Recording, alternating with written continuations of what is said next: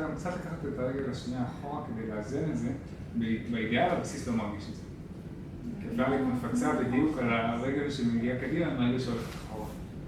מכאן הבסיס מנסה להגיע לרוורס בקבן. זה קצת קשה, בסיסים אתם יכולים לעשות להרים קצת אגן.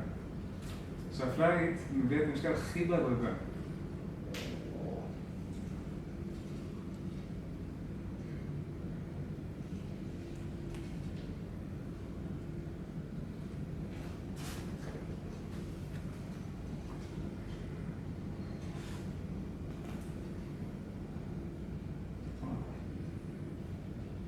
אז הסטייק הזה עוזר לנו קצת לשפוך את ה... זה לא חובה, אז זה עוזר לשפוך את המשקל בהדרגה ולא בנפילה.